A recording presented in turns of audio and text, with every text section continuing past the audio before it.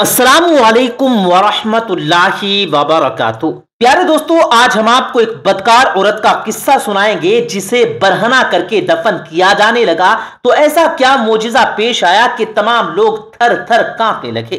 दोस्तों, ये वाकया मुकम्मल जानने के लिए हमारी आज की इस वीडियो को आखिर तक जरूर देखिएगा और अगर आप अभी तक हमारे चैनल को सब्सक्राइब नहीं किए हैं तो अभी सब्सक्राइब करें, साथ लगे घंटी के बटन पर जरूर क्लिक करें ताकि इसी तरह की मजीद वीडियोस आप तक पहुंचती रहे। तो दोस्तों, चलते हैं वाकये की तरफ। प्यारे दोस्तों, ये वाकया अफ्रीका के एक मुस्लिम इलाके में पेश आया जहां एक बदकार औरत रहती थी। ये औरत शहर के तमाम ताकतवर अफराद के लिए अपनी खिदमात सर अंजाम देती थी, यानी बिस्तर गर्म करती। ये औरत शहर के रईस ज़ादों और उमरा के घर में पाई जाती। यही वजह थी कि इसके खिलाफ कोई शख्स कार्रवाई करने से कासिर था। जहां इस औरत में कई खामियां मौजूद थी, वहीं ये औरत ना सिर्फ रहम दिल थी बल्कि गरीबों की मदद भी किया करती थी। इसके दर पर जो भी सवाली आता वो उसे कुछ ना कुछ जरूर देती। एक बार ऐसा हुआ कि इस बुजुर्ग ने इस बदकार औरत के घर पर दस्तक दी और खाने का सवाल किया। बदकार औरत ने मजलूम की आवाज सुनी तो उन्हें अंदर बुलाकर मुख्तलिफ किस्म के खाने पेश किए। ये देखकर बुजुर्ग भी हैरान रह गए और उन्होंने उस वक्त उस बदकार औरत को देखकर कहा, ए औरत, तुम किसी अच्छे घराने की मालूम होती हो। जिस पर वो औरत बोली, नहीं बाबा, मैं तो गुनाहों की एक ऐसी दलदल में फंस चुकी हूं जिससे चाह कर भी नहीं निकल सकती। मैं वो बदबख्त औरत हूं जिसके जिस्म से शहर भर के अमरा और रईस खेलते हैं और यही मेरी पहचान है कि मैं एक जिस्म फरोश औरत हूं। दोस्तों, ये सुनना था कि बुजुर्ग बोले, बेटा, मैंने तुम्हारी आंखों में नदामत के आंसू देख लिए हैं। मेरा रब तुम्हें हिदायत अता करेगा और तुम्हें आसान मौत दे। बदकार औरत ने बुजुर्ग के मुंह से यह सुना तो उसका दिल दहल गया।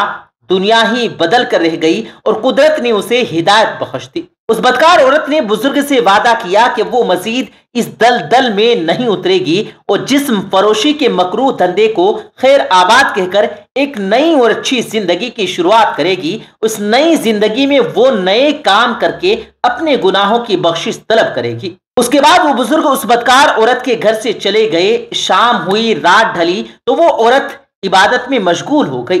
रात भर वो औरत रब के हुजूर अपने गुनाहों की माफी तलब करती रही। जैसे जैसे वो रब के सामने गिड़गिड़ाती गई वैसे वैसे उसके दिल में सुकून भरता गया। सुबह सादिक के वक्त वो और पुरसुकून हो गई। उसे महसूस होने लगा जैसे उसने सारी दुनिया फतेह कर ली हो। उसके दिल से गुनाहों का बोझ हट चुका था। इस बात की निशानी थी कि अल्लाह रब्बुल इज्जत ने उसकी तौबा कबूल कर ली है।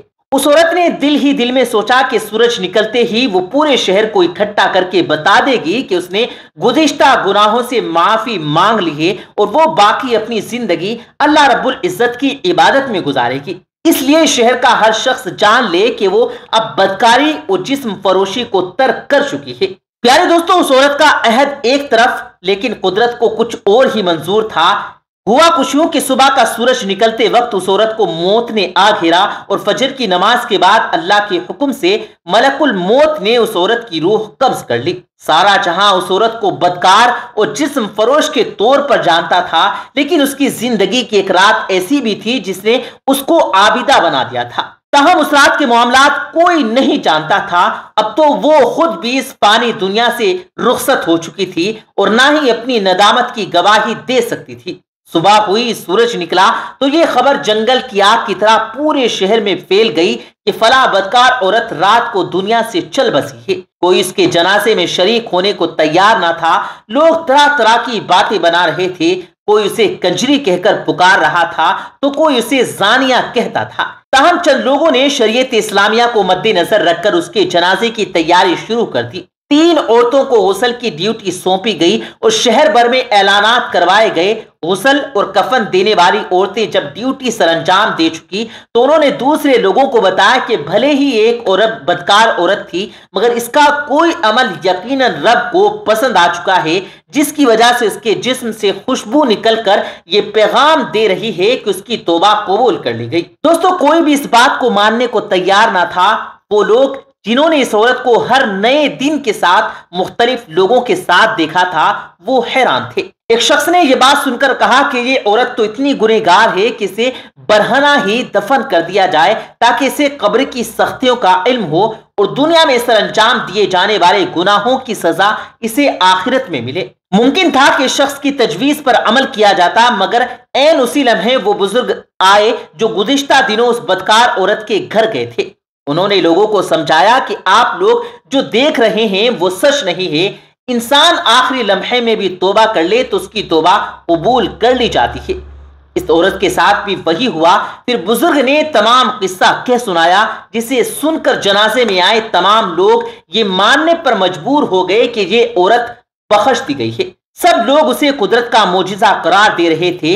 یوں اس بدکار عورت کے جنازے میں پورا شہر شریک ہوا اور رب سے التجائیں کرنے لگا کہ اے مالک، جیسے تو نے اسے بخش دیا ہے ویسے ہی ہمارے گناہوں پر بھی پردہ ڈال دے اور ہمیں بھی بخش دے۔ پیارے دوستو، بے شک زنا گناہ کبیرہ میں شمار ہوتا ہے۔ اس کا مرتکب ہونے والا سزا کا حقدار ٹھہرایا جاتا ہے۔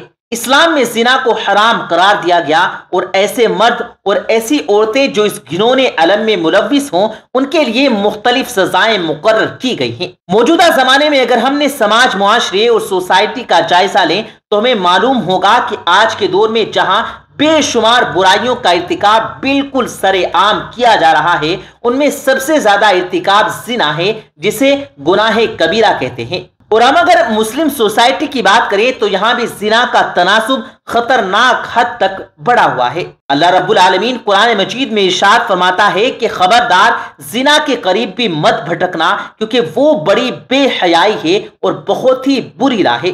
اللہ تعالیٰ نے صرف زنا نہ کرنے کے لیے نہیں کہا، بلکہ زنا کے قریب بھی جانے سے منع کیا ہے اور خبردار کر دیا کہ وہ بہت بری راہ ہے۔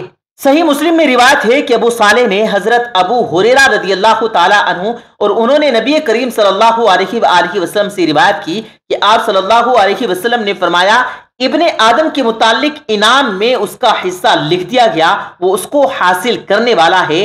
پس دونوں آنکھوں ان کا زنا دیکھنا، دونوں کان ان کا زنا سننا، اور زبان اس کا زنا بات کرنا، ہاتھ اس کا زنا پکڑنا، اور پاؤں اس کا زنا چل کر جانا، اور دل تمنا رکھتا ہے اور خواہش کرتا ہے، اور شرمگاہ ان تمام باتوں کی تصدیق کرتی ہے۔